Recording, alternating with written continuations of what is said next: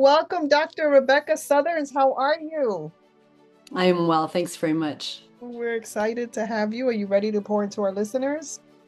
I'm looking forward to the conversation. Thank you. All right. So, Rebecca, would you share your journey to leadership and what you're doing right now? Absolutely. The company that I run focuses on helping people reimagine their next chapter.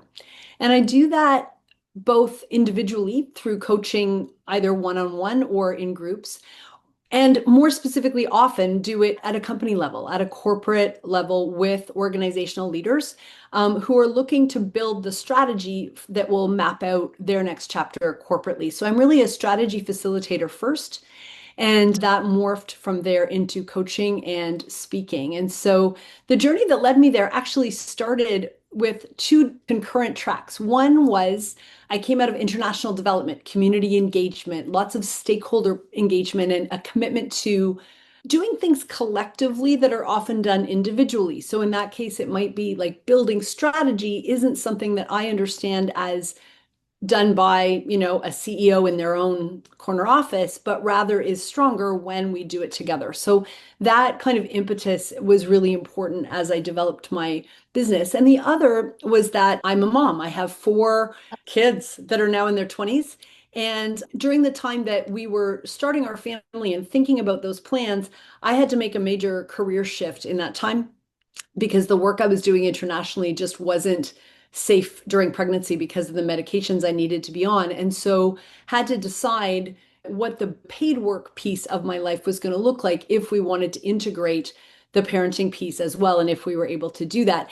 And the reason that's important is because I didn't think of myself as an entrepreneur initially. But here I am, 28 years later, having made a decision sort of gradually over the years that this is what I want to be doing. And it started as almost like the default setting when a few other doors had closed, and has subsequently over the years become something I'm pursuing with much more intention. And so there's always kind of been the family story, the entrepreneurial story, and then the expertise piece. And we can talk more about the imagination piece if you want to, but I think that's probably enough to get us started. Of course. And I love how you bring your experience into your business, into what you do. I looked on your website. Can you tell us your website? Absolutely. It's the same as my name. So it's RebeccaSutherns.com, and Sutherns is Sutherns. And for the listeners on your podcast, if you go to RebeccaSutherns.com/podcast, there will be some resources and downloads and different things there that might be of specific interest. But of course, you're welcome to browse the rest. I think the most fun piece there right now is a new set of card decks that we have called Possibility Packs, and they help people have questions on cards in their hands that help them reimagine their next chapter, both individually and organizationally. And so that's one of the new elements available on the site. I happen to know and practice using the imagination, which is super, super important. When I looked on your website, you call us to reimagine, reshape, redesign, reinvent, re-energize. Powerful words. Tell us why that's important for leaders to do. Absolutely. Let me focus on the reimagination part to start with. The reason I like that word is that it has a double meaning for me. One is reimagine in terms of rethink, think about something differently. But it also has a second idea for me, and that is reconnecting with our imagination. Because I think imagination gets a bit of a bad rap. It can sound a bit woo-woo or a bit childlike. And I think it's actually a really underused strategy tool for leaders. And so that's why I like the double meaning for me in reimagination, because in theory, and actually in practice for those I know that are good at it, imagination should be a skill that adults can master and leverage better than children because our imagination comes out of our memories, actually. Neuroscience wise, that's kind of how it works. That our new ideas are spawned from kind of the storehouse of memories that we have. And as adults, we have a larger tank of those memories than we do when we're kids. And so we have a lot more to draw on. There's more fodder there. And so there's no reason in particular why our imaginations can't be even richer as adults. And so I actually have a sticker on the desk behind me that says imagination is something we grow into, not out of. And so that's part of my interest now. great thinkers, Einstein, Tesla, they use their imagination. That's where they got the downloads and the ideas. As a matter of fact, my idea for this podcast came after meditation and thinking and reimagining. And so I was able to reinvent. And, your journey speaks the same. You were on a trajectory and then you had to change. You had to rethink and reimagine. After COVID, a whole bunch of us had to do it, but we didn't Yeah. know how. Yeah. So you teach us how to do this. I do. I've got lots of different ways that people can ignite their imagination. There are many different ways to do it because I think one of the reasons it's important is that as leaders, particularly of teams of people, we can use the same words together, but we aren't necessarily watching the same movie in our heads. And so, one of the tools that I use to help people ignite their imagination is to make sure you're doing it together. We often think about imagination or creativity as a solo sport. And I think it is at its most powerful when it is done collectively. And when we look historically at some of the most genius stages in history, so the Baroque music that came out of Vienna or Renaissance Italy or Silicon Valley now, it's a group activity. And so for me, one of the tools is group facilitation, is helping people, whether it is through card decks or skilled professional facilitation like I do, or other ways of bringing teams of people together. That's one way. Another way is by actually pausing. It's very hard to imagine with great creativity when we're going a million miles an hour. And so just having some level of pause, whether that is take a deep breath, whether that is take a day, whether it is take a sabbatical, it can be short or long, but there's ways that we can ignite our creativity by making sure that we have kind of hit the pause button on some things. And so some of the retreats that I run are designed to help people in various ways. Some of them are digital, some of them are short, some are extended international experiences, but they let people hit pause. The other thing they do, and I'll just give you one more tool for the moment, and that is they surround us with inspiring people and places. And so, one of the other ways that our imagination gets ignited is through lots of inputs, lots of diverse stimuli help us. And so, if you think about having a meeting, for example, in a really boring,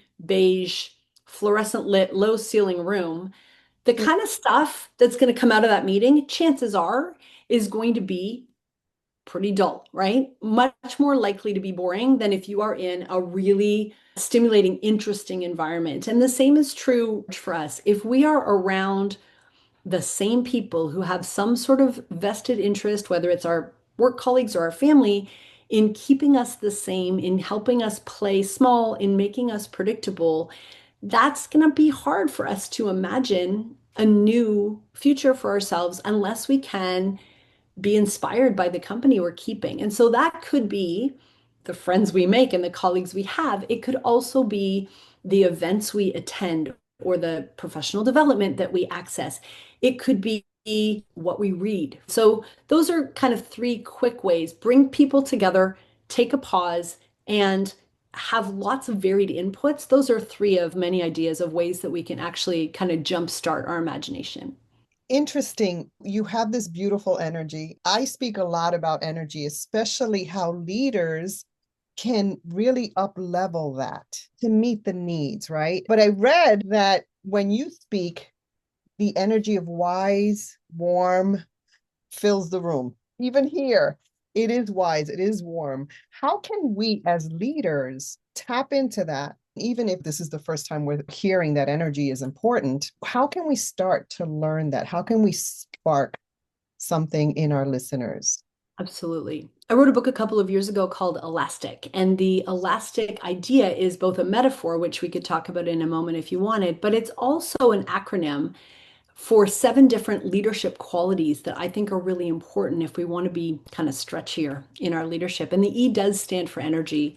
And I think it's really important for a couple of reasons. There are other people that would be better versed than I am in like energy practices and stuff. Where I come to that is I say, as a facilitator and a leader, I am a steward of the energy in a room, in a meeting, in a workshop, in a retreat. I need to be paying attention to the energy. I need to be shaping it through the energy that I bring. It's part of my understanding of the work that I do in inclusive practices to say, who we are and how we show up in a space matters.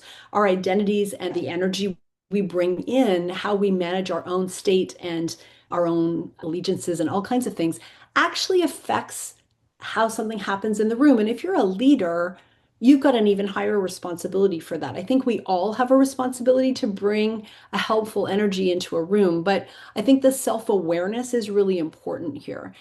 And then I think the other piece is that energy in a team and in other people is often a proxy for how they're doing. And it's a really important currency because you mentioned COVID. I think, especially during and after COVID, energy became more precious to us than maybe our time, maybe our money. It was an incredibly valuable resource, and we need to choose to use it and invest it well. And if you're noticing that your team is really low energy, or you are, in a sense, wasting their energy by not giving them a level of focus and a level of momentum that's going to help them move tasks forward in a meaningful way, that's a lost leadership opportunity. And so those are some of the ways that I think about energy. And I guess the third way, which is a little bit interrelated with what I've just said, is that I came to the conclusion that when somebody asked me one time what I sell, I realized that actually I deal in energy as a currency in that sense. I mean, yes, I help people finalize their strategic plans. And yes, I create lovely retreats and we can have good coaching conversations and I'll speak at your conference. But ultimately, what am I doing? I'm shifting and uplifting the energy in a group of people so that they have greater confidence and momentum and focus that'll allow them to move forward. And so it can sound a little out there a bit, but I do believe that largely I deal in energy as my key currency. And for people listening in who may not be familiar with this, you can learn these skills, connecting with people, adding value to people, knowing what they need. And as you walk into a room, up leveling that energy, it does require pre-work. I know for me to do the work that I do coaching, I also do leadership development. I have to reset and recalibrate before because I know that what I do will require some energy. So, what do you do to get yourself in that space where you can be the badass leader that you are? Such a good question. I think part of it is self-awareness because I think different people need different things to be prepared, right? So some people are highly scripted, highly orchestrated leaders. So they need to prepare by developing a really detailed agenda. It helps calm them to feel uber prepared. And for people like that, I write about this in my earlier book called Nimble. People like that probably do need to do a high level of preparation, but they also need to learn that when they walk into the room, they need to loosen their grip on that script because they're dealing with real life humans and things will evolve differently than expected. And they need to be willing to respond to what's actually going on in the room rather than bringing in an energy that's like, don't you know how beautiful and well planned and, you know, how detailed my script was. And Right, they can get a little bit irritated with the group for not following a script that the group knew nothing about, right? right. So, on the other hand, if you tend to be someone a little more spontaneous, a little more improvisational, you might need a script, right? But your preparation as that kind of person might be different, and you might need to provide the group with a bit more structure. So, part of it is an awareness of your preferences and also understanding that when we are under stress, we revert to our preferences even more strongly. And our preferences aren't everybody's preference. So if you are an improvisational person and you ask a really detailed scripted person how it feels to be led by an improvisational leader, they will say things like, it feels chaotic, it feels stressful, it feels like the adults have left the building. And meanwhile, the improvisational leader is going, what are you talking about? I'm amazing at figuring things out on the fly. And the other one person is going, I don't love this, right? So part of it is knowing yourself, and part of it is knowing that not everyone shares your preferences. I think another layer to this, and back to your original question of what I do, I know as I've evolved in my practice, I have become more improvisational. And so partly I need to extend the supports that less improvisational people need to be able to say, this next session, workshop, whatever, is well in hand. I'm providing some sort of scaffolding, it's maybe an agenda or something that helps them know that I've got it handled and it doesn't feel chaotic or uncertain. But then we also have to do all the things that help any of us be in a really good state when we walk into our day, right? So, no big surprise that it's a good idea to sleep a good long time and hydrate well and engage in whatever mindfulness practices you might do and make sure you've been moving your body and just all those things that are going to be helpful because sometimes when we are under stress, we forget those basic hygiene habits, if I can put it that way. And then, if we're showing up distracted and exhausted and underhydrated, the likelihood of us being able to lead well is lower. So I think there's a baseline of good habits. Laid on top of that are some more detailed nuances around the level of adaptability you are comfortable bringing into a room. So it's clear, Rebecca, that you really do know people. You were talking through that spectrum. I certainly can relate as someone who had to find my voice and had to, learn more about it and expand it. I was very highly scripted. And that's my go-to. That is my default. Well, it was. And this year, it's been a year of going with the flow. So you can imagine, I mean, there's been a lot of growth. I even went to a retreat. It was with Dr. Joe Dispenza. And I'm there, ready to go. I'm registered and I'm waiting. I'm like, okay, so what's the agenda? And the title of the retreat is called A Complete Unknown. So she looked at me, she goes, I don't know. I'm like, oh, okay, 7 days of the unknown, but it was so beautifully orchestrated. I was like, okay, well, and I surrendered to it. But because a bunch of us did that, we were able to grow and elevate. And of course, a Joe Dispenza retreat does that. I love what you're saying here. Very, very important work. Thank you, Rebecca. Now, as leaders, we often face significant changes. We have to face crisis. So when you think about that, what has been your best crisis so far? Oh, I'm having trouble thinking of whether I want to answer this purely in a workspace or sort of a combined space We're good. across both. First thing that came to my mind for this question is that about 6.5, 7 years ago, I found out that my eldest daughter was going to have a baby. And this was very unexpected news for our family and felt very much like a crisis at that time for a variety of reasons that surrounded that pregnancy.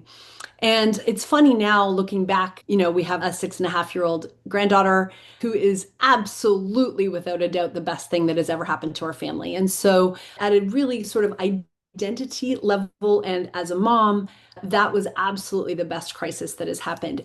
And in the spirit of, continuing to speak about leadership, it came at a time when my practice was absolutely gaining momentum and I was very busy and not sure how to juggle all the things that I was doing.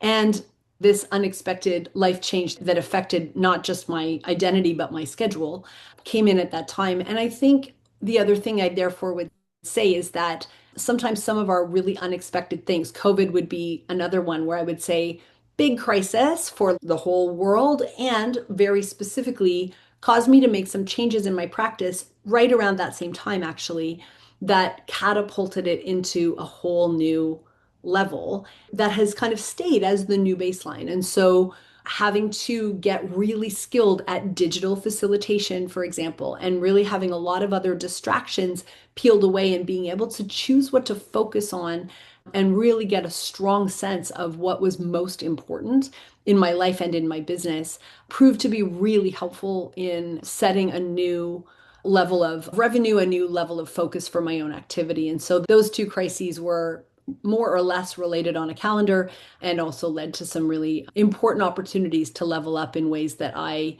didn't necessarily feel super grateful for in the moment. And isn't that true? Typically, we all feel that. We look at crisis that comes up, it doesn't feel good. But if we train ourselves to see it a different way, it can absolutely continue to up level us. I mean, I think the initial hit, like very early, there's some physiological things we need to do to calm our autonomic nervous system, right? Uh, in terms of helping to focus our attention when it threatens to feel like things are flying apart. So I know a bunch of those things, but that's not my strongest area of expertise. I'm going to move on from that. So there's some initial calming that needs to happen and focusing. But I think after that, the kinds of things I would be encouraging people to think about are, first of all, to focus on the why of what you're doing, not necessarily at a huge high altitude existential level, although it could be, but trying to think about what are the key objectives that I'm trying to achieve here so that I can still find a pathway there, even if the original plan isn't available to me. And sometimes I think of this in really practical terms. If you're going on a road trip and you're trying to drive to Disney World or something, you are still going to get to Disney World, even if you have to be delayed for construction, or you have to take a detour because the highway is closed, or because you choose to take the scenic route for part of it. You haven't lost sight of the fact that you're going to end up in Orlando, but the route you take to get there might be different. And so what we're doing is we're drawing on our mental flexibility skills. And that would be my other suggestion, is that mental flexibility is one of many tools in our toolkit that allow us to be adaptable people. And one of the reasons that I love to do adaptability assessments with teams and individuals is because it helps us figure out which of the tools, all of which lead to adaptability, which ones you prefer to use, because I would rather that people draw on their strengths, draw on the tools they already know how to use to adapt in a crisis, rather than using that time to feel like I have to be good at all the tools. You don't. Or that it's a good time to learn a whole new skill set. Probably not, although you might have to. The better approach, I think, is to have that self-knowledge that says, hey, when I need to adapt, I might be somebody who's really good at mental flexibility, or I might be someone who really leans on the support of my team. Who do I have around me that can shore me up right now? Or I might be someone who says, I'm not that good at those two, but I've got a pretty deep understanding of grit and persistence that comes with that, or of resilience, which is kind of bouncing back when things are hard. I'm going to draw on that. So it's getting enough awareness of your strengths that in the moment, I'm no carpenter, but I picture it being like a contractor who grabs the hammer or the saw or whatever other tool is like their go-to one. It's almost molded to their hand, you know? And it's like, what are we already wired to find easy? Is there a way we could use that superpower to take us down an adaptability route? Because when we are using the tools that are easy for us to adapt, we don't resist adapting. It just happens because it's like blinking and breathing. It's just really natural for us. And we found through some data coming out of COVID, the people who were leaning into their adaptability superpowers in that way were energized by that. They were not depleted or exhausted by it. And so I think part of it in crisis is finding your path through that's going to keep your energy up and not cause you to be unnecessarily exhausted at the end of it, because you're using some unfamiliar tools to lead you down an adaptability pathway that circumstances have now required you to walk. I love the tools for adaptability, the mental flexibility, the support, the grit, the resilience.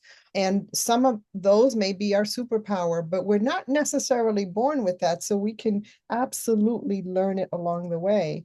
There are three questions that I ask when I'm faced with crisis. And I don't always go to them right away, but then I remember, what did my soul come here to learn? Because that is very rooted in either trauma or hard situations or crisis.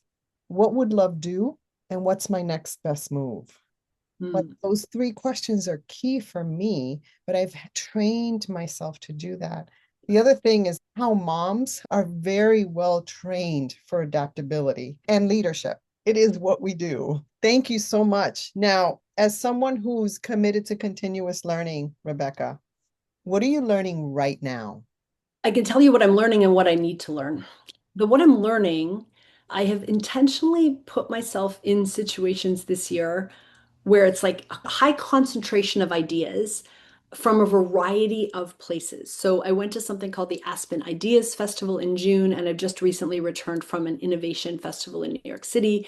And the reason I invested in that way is to really expose myself to what are a lot of different people thinking about a lot of different things? And so the learning space for me was that exposure. It kind of ties into what I said earlier about introducing as much variety as possible into our lives to help us be creative. And so those are the learning spaces and environments that I have put myself in.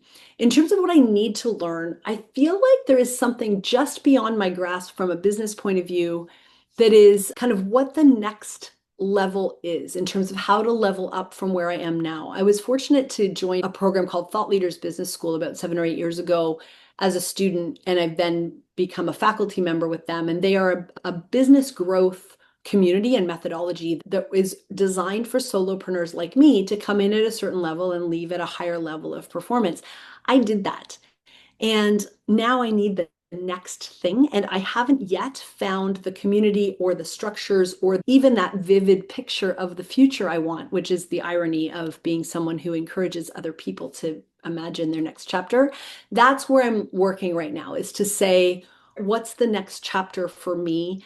You know, I'm 56, I'm 28 years into this business. My family situation is what it is. It's different than it used to be.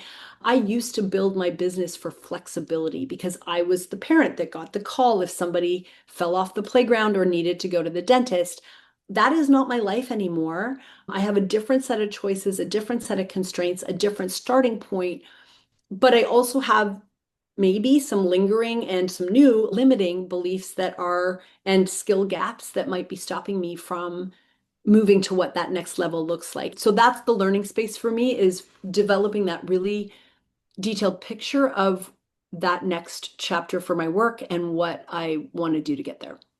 And that's the beauty of growth, right? When we Well, do, and it's messy, right? I mean, we say we want to learn, but actually learning something is terrible. Like, I don't know how many of your listeners have ever tried ice skating if they've never ice skated before. You're a mess. You're on your rear end most of the time. And you have this idea that I want to learn a thing. And when we actually go to learn it, it's painful. And most of us as adults, we don't stick with it because we have a lot of environments where we can live out of our existing expertise and feel quite comfortable. And I'm very prone to that. I like being in environments where I am good at stuff and was kind of raised like that. You know, it was almost like if you're not instantly good at it, try something else until you find something that you are good at, instead of sticking with something and doing the reps that are going to make you good at something and have them be pretty terrible at the beginning. And so I need to be willing as an adult to put myself in situations where I am a rookie. I am a complete beginner at things, and cognitively, I know it's a good idea, but the experience of it is terrible. but you're rather good at it, Rebecca. And Well, that's the point, is you got to put yourself in situations where you're and not. and that's exactly it, right? We're always growing, right? Well, change is inevitable, growth is optional. That's what John Maxwell talks about, and Yeah. absolutely true. But I also want to say that it's okay to stay in comfort for a little bit and enjoy that. Especially for, high achievers, we're always like going, what's the next thing? What's the next thing? Well, chill out, enjoy what you have. However, then there's the next best thing. And what's my next best move? So I love what you're bringing here. Now, when you reflect on leadership today, Rebecca, what are your biggest concerns and what gives you the most hope? One of my concerns is I feel like we are transitioning into a season where truth and accuracy and integrity, in that sense, alignment with values, is being shaken at its core. And that concerns me very much. And so I think about the kinds of leadership role models that people are seeing and the quality of the information we have and the accuracy of that information and our skills that we're building in leaders to discern what is true and what is worthy of pursuit. And, what do we mean by integrity versus corruption and that kind of thing? I think at a very significant level, there are some values that I would have thought would be untouchable in some ways that are being not just called into question, but overtly violated in the public realm. And I'm very concerned about that. I think what gives me the most hope is I love the fact that hope is actually one of the qualities that leads to adaptability. So we were talking earlier about grit, resilience, mental flexibility. There's 15 or 16 of them that the data would suggest feed into adaptability. One of them is hope, and hope is in fact one of the strongest predictors of our ability to adapt. And so that actually gives me hope, ironically. Our ability to believe and create and shape and imagine a future that's better than today, alongside having the ability to see and move along a pathway to get there. That's what hope is. I believe that many of us, if not all of us, have that in us. And as you mentioned earlier, these components that contribute to adaptability are learnable. And so hope itself is actually a learnable skill. It's not something you're born with, it's not circumstance dependent.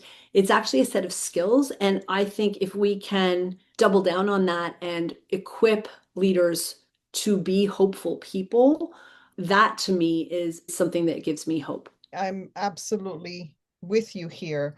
What comes to mind for me is what you talked about when you get on social media and you hear a whole bunch of things. And the question that always bubbles up for me is, do I light the candle or do I curse the darkness?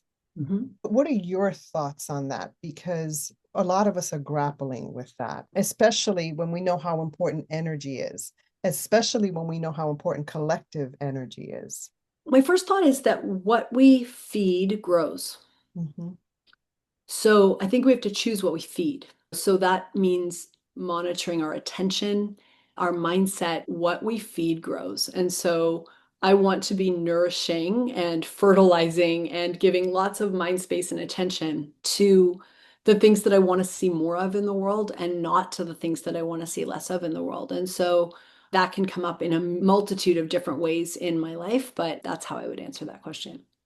Love it. Thank you. All right. So we have a surprise question from a previous guest. Are you ready to tackle it? I am ready.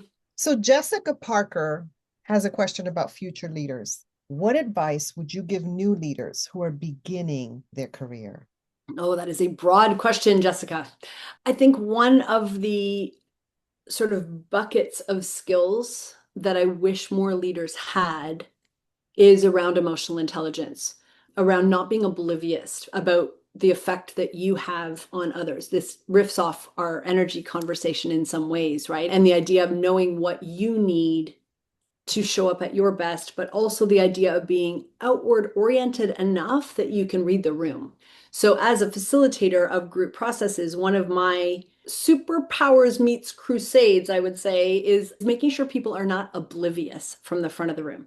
Because I think an oblivious leader is really hard to follow well and doesn't necessarily take us to good places. And so, if I were counseling or coaching young leaders, I want them to be whatever the opposite of oblivious is. It's about being aware, but it's not as catchy a word as oblivious. It's the don't be oblivious and therefore invest in emotional intelligence skills so that you have a good sense of your own self-awareness and that you can read others and read the room really well. Becoming that conscious leader, right? Yeah. And good leaders lead themselves well first. We have Mm. no business leading other people if we can't lead ourselves well, but we've got to know ourselves to lead ourselves well. And so I love that advice. You can learn all the leadership skills you want, but if you're not growing, if you're not investing in yourself and self-awareness, self-growth, emotional intelligence, you're not going to become the leader that people need. Now, as a listener of this podcast, what's a question that you'd like to pose for a future leadership guest? What are you curious about? I think curiosity is so important. And when I mentioned that elastic framework and the E is energy, the C is curiosity at the other end of the word.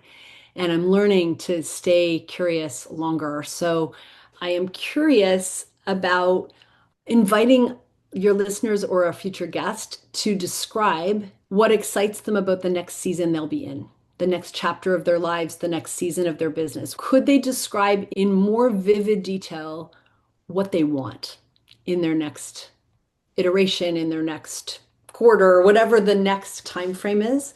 Because I love both encouraging people to be clearer about what they want, but also when you get people talking about what they want, they light up and it's really fun to hear the quirky, personally specific things that people love. And so a corollary to that question that's maybe a little quicker is to ask people something that they weirdly love, some quirky thing that they love. And I just love watching people light up when they talk about those kinds of things. this question is super deep. And I encourage the listeners to write it down. Describe more detail than usual what excites you about the next season.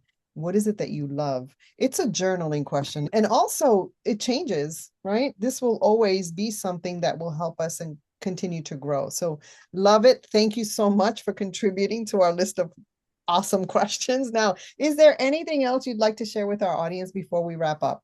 I really appreciate people taking the time to listen to podcasts. And why is that? It's because it tells me that they are curious people who are interested in learning.